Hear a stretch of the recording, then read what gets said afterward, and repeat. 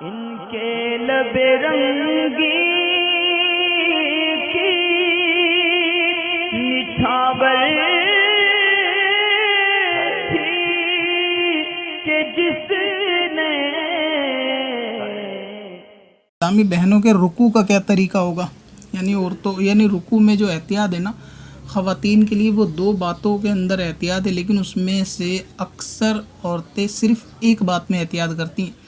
पहली तो ये कि औरत का जो रुकू होगा वो मर्द के मुकाबले कम झुका हुआ होगा, यानी इतना झुका हुआ हो कि जब वो हाथ घुटने पे बढ़ाएं तो पहुंच जाए, उनको घुटने पकड़ने नहीं है, सिर्फ अपनी उंगलियों के यानी कोनों से वो घुटनों तक सिर्फ पहुंचाना है, हाथ इतना झुकना है, हल्का झुकना है।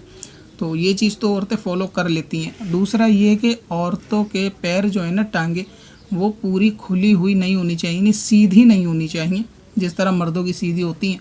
और इसमें अक्सर औरतें ध्यान नमाज में देखा गया है कि नहीं देती, वो ये कि टांगे बिल्कुल मर्दों की तरह सीधी रखती हैं और हल्का झुकती हैं, जबकि ऐसा नहीं है। आपको टांगे भी फोल्ड करनी है। मसलन ये कि अगर टांग इस तरीके से है तो उसको हल्का सा पैरों को फोल्ड करना है, यानी उस सिचुएशन में करना है जैसे सजदे में जाते हैं या सजदे से उठते वक्त जैसे आधे पैर फोल्ड होते हैं ना घुटने की तरफ से। अगर कोई इमेज मुझे मिलेगी गूगल पे तो मैं लगा दूंगा आपको ताकि अंदेशा हो जाए।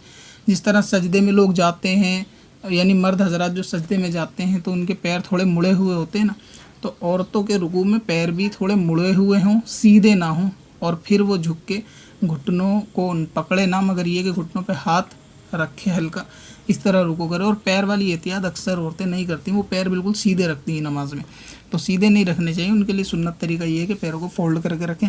और इस्लामी बहनों तक ज़्यादा से ज़्यादा ये वीडियो पहुंचा दें किसी ग्रुप वगैरह के ज़रिए से या अपने चैनल वगैरह के ज़रिए से, ताकि उनको मालूम चल जाए, क्योंकि अक्सरों में ये मामला उम्मीद है कि पाया जाता होगा, क्योंकि बहुत सारों में ये देखा भी गया है। बच्चियों में भी नमाज का तरीका है कि वो अक्सर इसी तरह पढ़ती हैं और उनके बड़ों ही ने उनको ये सिखाया होता है। तो पैरों की तरफ तवज्जो नहीं होती औरतों की, वो पैर सीधे रखती हैं मर्दों की तरह, जो कि नहीं रखने चाहिए। फोल्ड हल्का सा रुकू में पैरों को भी करना चाहिए।